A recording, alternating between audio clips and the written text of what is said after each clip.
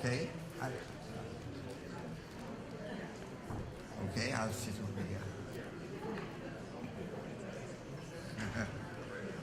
Ah. Okay. Thank you.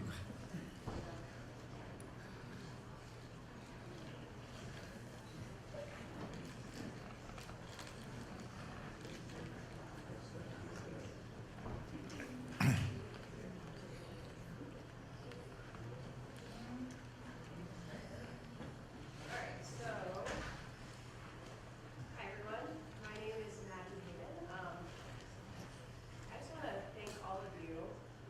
As a student, it's been a really great experience to have so many experience.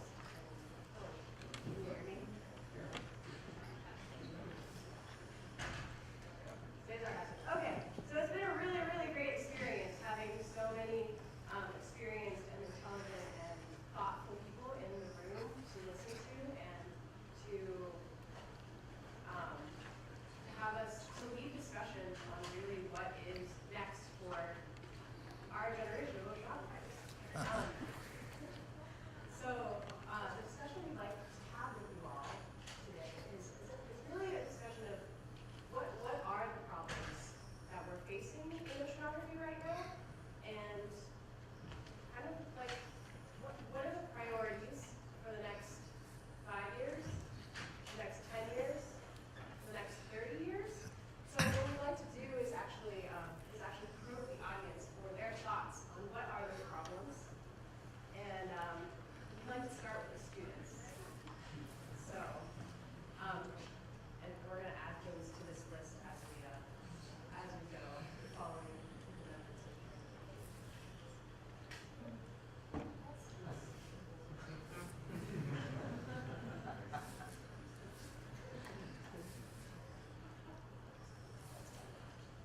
Okay, so what do you guys think? What are the big problems that have come out of the discussions from these last 3 days that you see for your own research or for the field as a whole? May I try and answer? Yes. I'm a student. I went through Pearl Harbor. At the time before Pearl Harbor, Scripps students were looking around, what job are they going to do? A month later, jobs were looking for students. I'm afraid to say, I think really what it will take is a climate equivalent Pearl Harbor of getting everybody awake. It's a very serious problem. Ramanathan, who's not in this room now, and I attended a 5-day meeting with the Pope in which we discussed the climate problem. The Pope is concerned very much about that the poor people will suffer most. The Dalai Lama is about to come to Scripps with some opposition, and Mary and I had the pleasure of getting to know him rather well, and he is concerned. There are many, many people, and Scripps has been very much involved. And I think if we get over the present uncertainty and really worry about what's going to happen to humanity with climate warming, it'll give a huge amount of things for all of us to do. And I do want to point out something that's absolutely astounding, and we have stopped being astounded. But at Pearl Harbor, we were working here on submarine detection. The Germans were sinking Allied shipping at will. They had occupied my country, Austria. They had occupied Harald Sverdrup's country, Norway. They had occupied most of Europe. They were threatening the United Kingdom. And we were losing and didn't really know what to do. We had various plans, none of them any good. And 3.5 years later, that's a short time, we're landing in Normandy. How in the world we came from the Pearl Harbor Day in only 3.5 years, less than 1,000 days, and turn things around so completely is to me a symbol of what happens when we all work together. There's no end of what can be accomplished. I'm looking forward to seeing that happen again.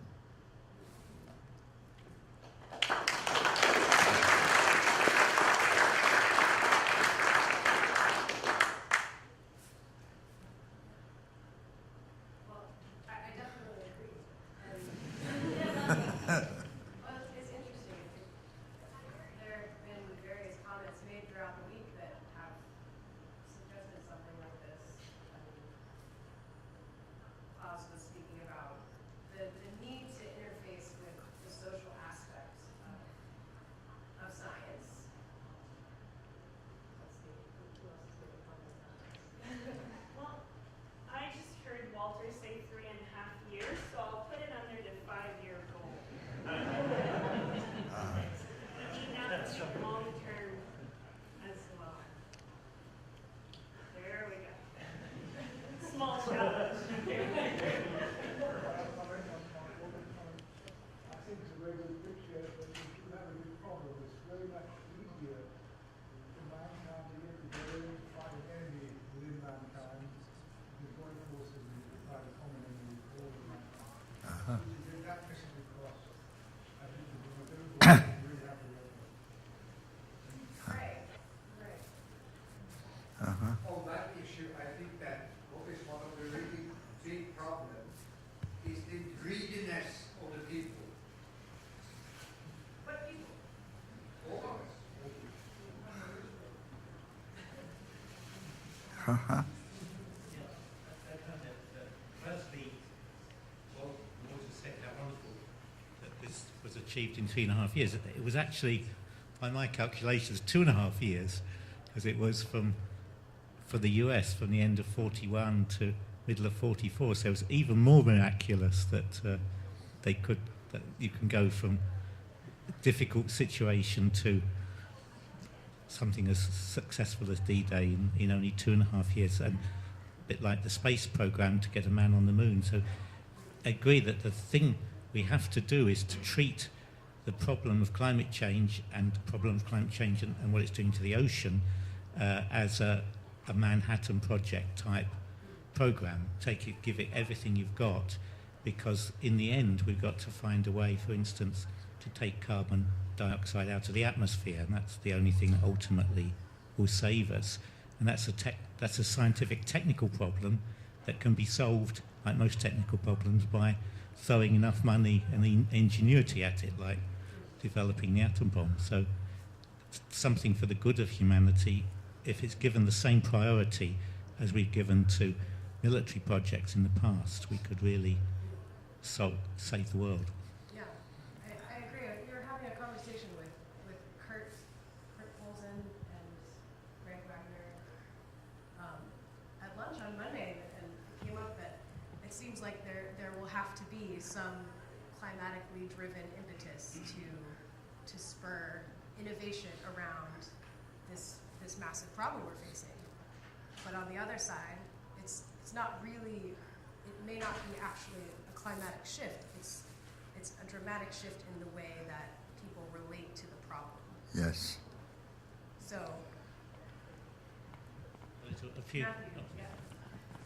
Yeah, so Peter, that's so fun to think about. And I'm just wondering, we tend to think in kind of a world of scarcity, and I'm just wondering, so let's say all of a sudden the funding increased by a factor of 100 or 1,000, what would we actually do? I mean, that's a really, I actually don't really know what we would go after.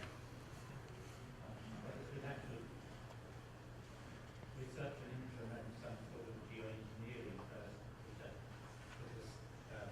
puts a sticking plaster on the rate of warming, and that could be something like, in oceanography, marine cloud brightening, which is a fairly harmless technique that would work. But then you've got to go from there to taking the carbon out of the atmosphere, because if you just do the sticking plaster, it doesn't prevent acidification of the ocean or anything due to the carbon dioxide increasing. That's in the end what you've got to get rid of, because I was shown the other day by Robert Knox a very nice curve produced by Keeling, Ralph Keeling here, showing what would happen if we burned off all our fossil fuels in the next 200 years. We will get up to 1,600 parts per million for carbon dioxide content, which maybe that's a controversial number, but subsequent decline is very, very slow, and we're still at 600 in a 10,000 years' time.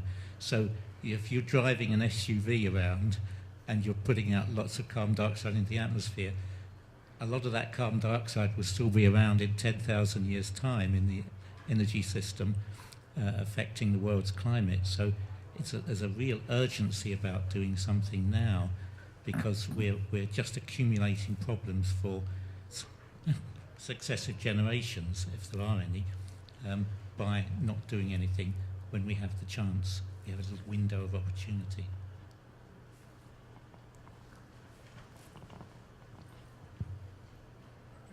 Not disagreeing with anything that has been said, but I would still put in a plea for funding to go to problems that are simply interesting, may not appear important. I mean, think about Max Planck in 1900 writing an NSF proposal explaining the relevance of this quantum idea. And of course, almost everything we can now do technically goes back to quantum mechanics. The relevance did not become clear for decades.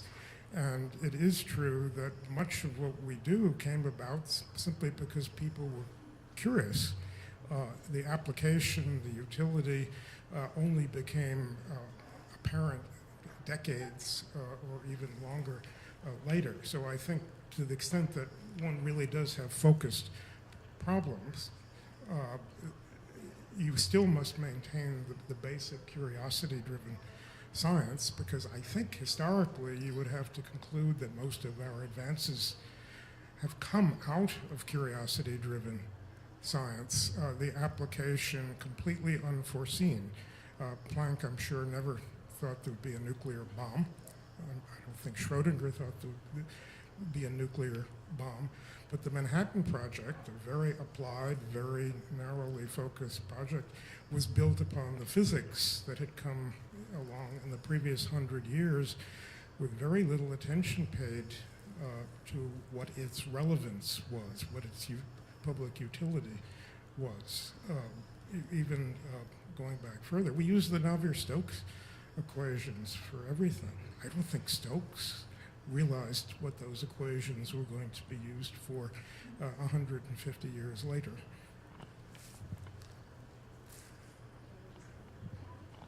Yeah, I have another completely different topic, getting back to the ocean, in fact.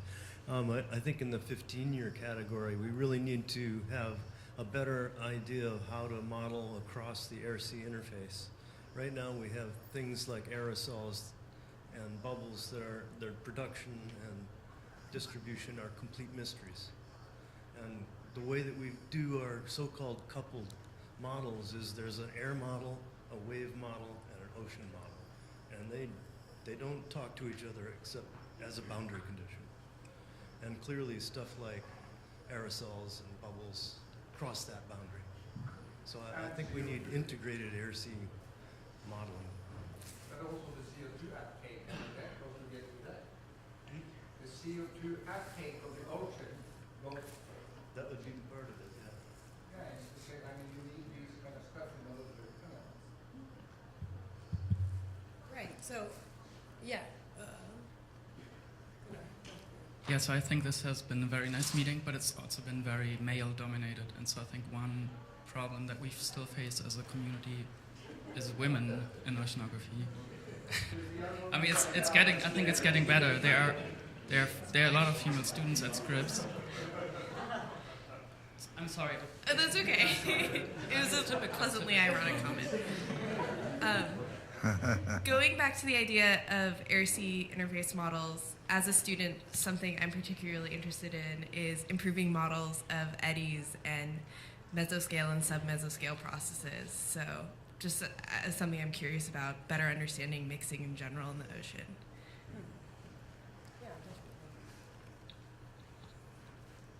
Thank you, and I want to thank Walter for the wonderful remarks. And I'd like to just, I have a comment about the 30-year part, but before I do that, I'd like to remind our colleagues here that a comment that a colleague of mine, he lives in Florida, he's retired now, but he was a student at Princeton and then on the faculty for many years.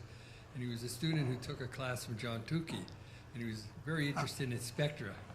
And so it turns out that Professor Tukey said to the student, if you really want to know about spectra, read Walter's papers, and if you have an opportunity, go to Scripps.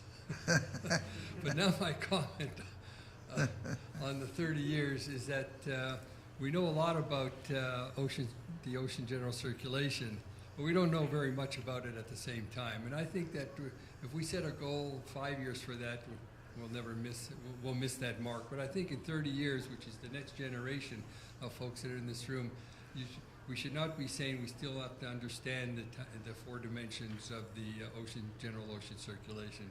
So I think that would be something, and that, in a sense, helps drive the understanding of the climate problem. Thank you. I wanted to make a comment. Carl had mentioned this sort of concept that as physical oceanographers, we've become much more specialist, where we started out as generalists, and just thinking about what Walter said about the Pope's encyclical and people in poorer countries being harmed more by the changing climate, this sort of thing. We're all physical oceanographers, and even if we are do different things, internal waves or abyssal circulation, these sorts of things, we're all physical oceanographers and can effectively talk to each other and this sort of thing. But what we really need to do to solve this problem is to take our expertise and talk to chemists, talk to engineers, talk to economists, talk to anthropologists, this sort of thing, and bring those people into the room, because just us all by ourselves, we can deal with the air-sea interface models, part of it, but the more general part, we can't, and unless we talk to other people and bring them into the conversation, or they include us in their conversations because they're having the same conversations. I have a comment. So, I'm a graduate student with a CFD background. So the way I want to go back to the problem of models. I think that in, let's say, 30 years or even 50 years, we are going to get to the point that we have more accurate models to resolve everything. There are some barriers in an obstacle here. One of them is computational resources. The computer science field is going so fast that probably at the time we are going to have enough speed to actually run big, more accurate models. The second problem is going to be numerical methods, which in other fields, people are working on that, including similar to works that we do in up campus. And we also need better models. For some problems, we can use more accurate numerical models, but for interaction problems, we might even need more models, a better model, let's say. One solution for that, which comes to my mind, is all the models that we use at the moment are human-generated models. Some scientists sit somewhere, thinks, and comes with a model, which has been great so far. But with the advances during the past few years in machine learning, I think that at some point we are going toward a situation that our model is going to be generated by AIs or machine learning algorithms. To do that, we need a lot of observational data to train those algorithms. So to have, at the end of the day, I think to have a model which can predict 100 years for us accurately, we need a lot of resources to have in observations to get those data, and a lot of resources to put on the modeling to make that platform for us. So these two together can make a model simulation of 100 years from now. That's interesting. One of the things that we had on our list of potential things to put on this list was addressing the apparent bias in observations of epsilon in the ocean. So I think right now, if we tried to use machine learning as a method for incorporating dissipation into the ocean, we would be way off. Does anybody have a comment on either the machine learning or addressing the bias in observations of dissipation in the ocean? Well, I think you're right about the bias. I think you're right about the bias. I don't know what to do about that. Except to get people to go to dull places.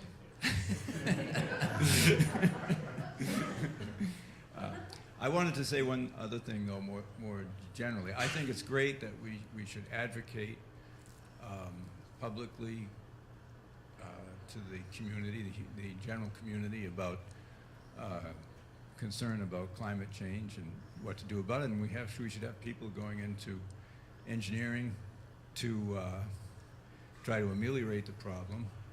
But I do want to say that we don't want advocacy to influence our objectivity and our work.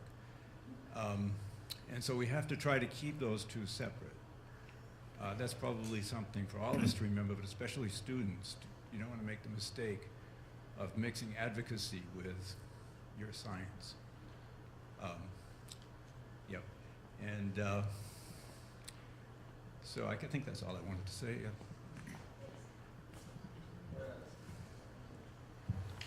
I was just thinking, that all these coupled global model, I mean, to my mind, when you think about the sea level and that uncertainty about the Greenland, ice sheet, and Antarctica, and none of these ice sheet models are, to my mind, properly represented in the coupled climate system. There are attempts to do that now, but I mean, that is the really big problem in the future for the sea level. I mean, after all, 60% of the population is living along the coast, and I mean the increase of the expansion of the human temperature is small comparing to what really will happen, from Greenland and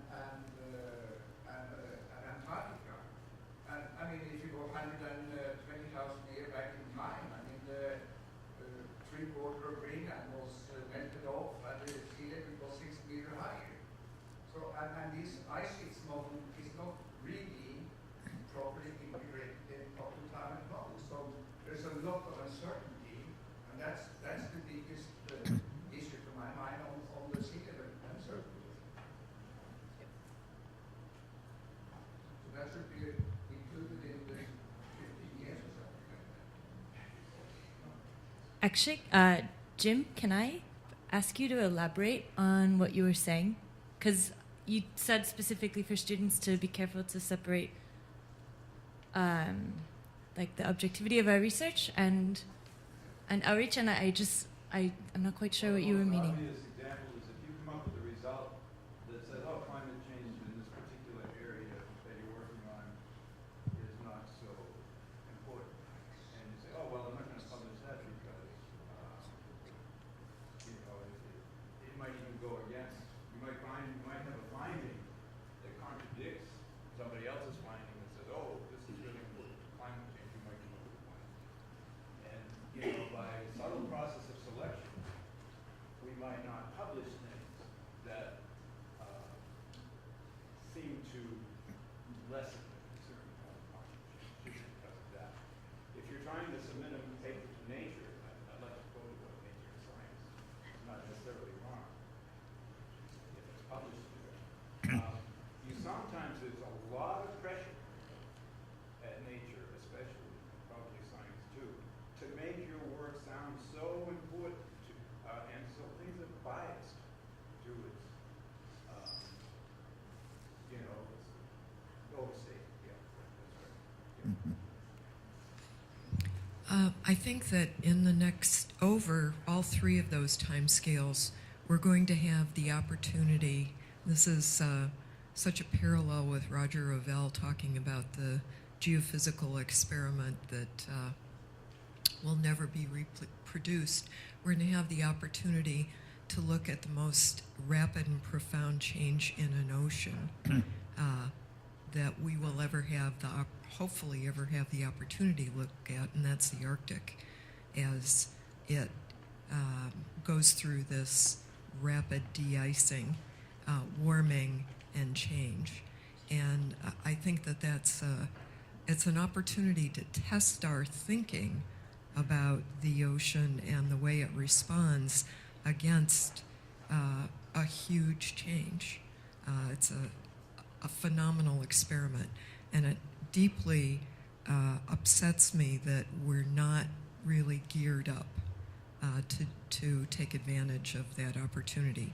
I would say the second, which is probably out in the 15 to 30 years scale, is going to be to test our thinking about oceans against a very different ocean, because we will be going to other planetary bodies and moons that have oceans, and we have to be ready to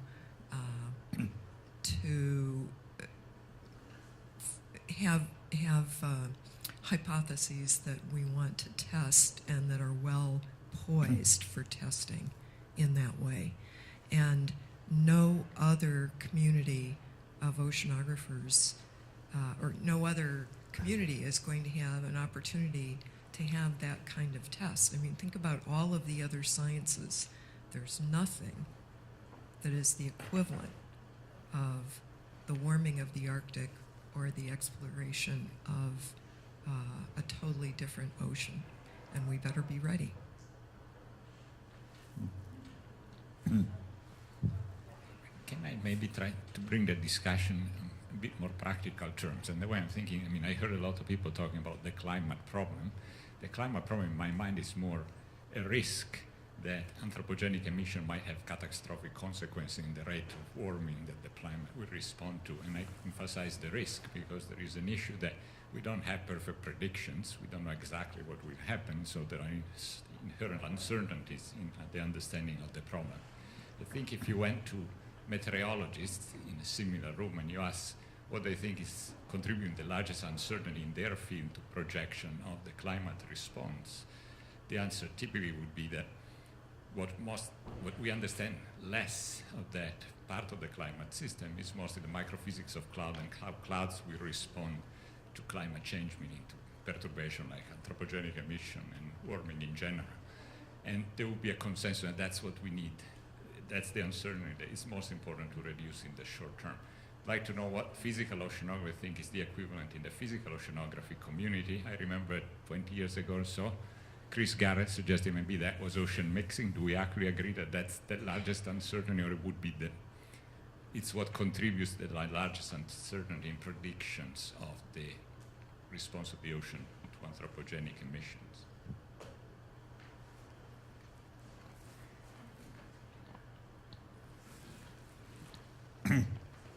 Thank you. I really appreciate being here. I appreciate, Walter, that you brought everyone here. And I really come at this from a whole different vantage point. I come from the community. I'm not a researcher. A lot of these things were over my head as far as the equations, and I do have an engineering background, so I'm able to understand it. What I see, and I've been looking at this from a number of years. If you look at back in Connections, about 1990, there was a James Burke. You can pull it up you can Google it and pull it up on YouTube. It was after the warming, and he laid out this pretty well as far as what wasn't being done, what was known, and it really stamped deep within me that there was something going on that needed to be addressed. And I've gone about my career and I've looked at things and I've realized that a lot of people weren't tuned into this. And I look at a population of people that deeply understand what's going on. And I believe that what needs to be done, you can put it up here, is a collaboration. you have UCSD, you have a lot of people who are going to graduate as leaders in many different fields that do not understand this. I sat down with my niece just the other day, and she's graduating with a degree in environmental engineering. And I asked, I said, Jackie, what's your projection? What's your belief of what's going to happen with sea level rise by 2050? And she said, Uncle John, she said, I think it's a quarter inch. A quarter inch. That's what we learned. It's a quarter inch. And I realized that engineering, it's not being taught. If it is, people aren't truly understanding it. I work in real estate, in the real estate community. They do not want to know. At the city, they don't want to understand. If you look at anything that's constructed, any civil engineering, any public works, and you look at the lifespan that they put these things in for, and you realize that there will be maintenance on these things, and there will, in fact, will be doing damage control even more. If people know about what's coming on and they can predict, they can understand, they can shore up things, they can think, they can raise their hand, they can make intelligent decisions to lessen some of the effects. Lastly, I'd like to say that with any problem, and I look at this from engineering problems, as I was exposed to many, over 20 years of hands-on engineering problems, is that first thing I do when I encounter an engineering problem is I assume that there's a solution. And if I come at it from a direction of there is a solution, then in fact one might magically appear. And in fact in engineering, so many times they did. Maybe the next morning when I wake up, or I'd be raking leaves or mowing the lawn or something, be swimming in the ocean, and I'm like, darn it, it makes sense. But these things only come up, I find, when people talk to one another across boundaries. So I invite you to talk with sociologists, engineers, to the public, write a forum, write something into the paper, let people know so they understand. Because I tell you, outside this room, 99.99% of the people have no idea. Thank you. Hi, I think my comment follows up really nicely on that. I actually have two comments, but the first one is that I'd really like to see in the short term, on the 5-year box, way more encouragement for students to make outreach like a fundamental part of their degree. I think that too many students don't want to talk to the public or are afraid, and so I think that should be fundamental. As a scientific community, I don't think we have any doubts about our intelligence. We're very capable of solving problems, but what's often lacking in the scientist's skill set is communication. And communication on many levels, but communication to the public and communication to youth, I think is huge. So to tie this into the climate problem, I recently heard a really interesting and sort of depressing stat that 97% of scientists agree that climate change is a problem, right? And then if you poll the American public and ask them, do you think that scientists agree about climate change? Over 50% of people think that we don't agree. And so I think that's a really good example of the communication link that's missing. My second comment is more on a technical level. And I don't know if this is more 5 or 15 years, but I'd really like to see more opportunities as a student to be able to participate in working groups that link observationalists and modelers. I want the opportunity to work with modelers and share my data to be a little more, I guess, more accessible, because I don't meet enough modelers.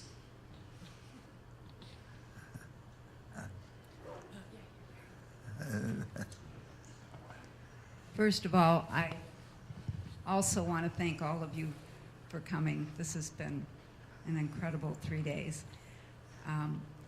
As a previous and current member of the community, I guess my plea to all of you here at Scripps would be to embrace the community that you live in, because La Jolla has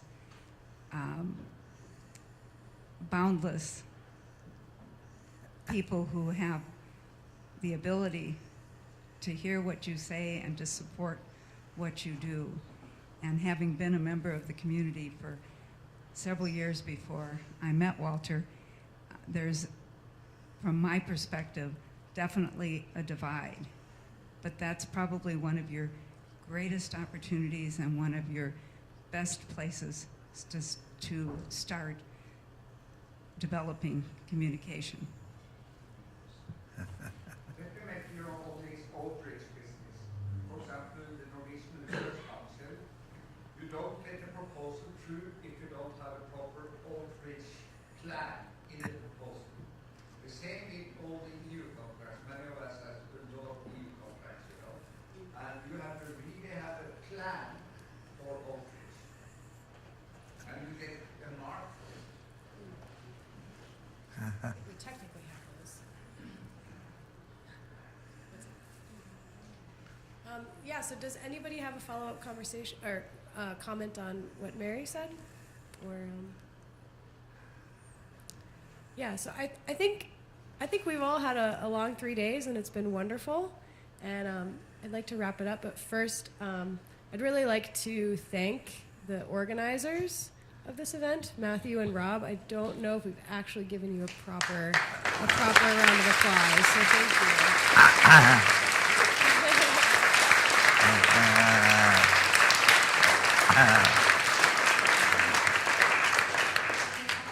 And happy birthday, Walter. Happy birthday, Walter.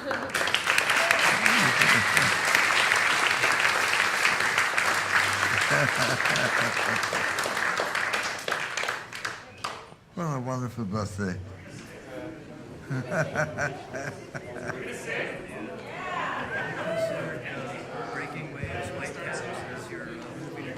I think that's the Okay, it's been idea. suggested that we And I sing, have followed that. so I'm going to start us off. All right, are you ready? One. Happy birthday to you. Happy birthday to you. Happy birthday, dear Walter. Happy birthday to you. Thank you. Ah, what a wonderful birthday. Is that folk? Yes. How are you? I'd like to know about that. If you have a chance, come by and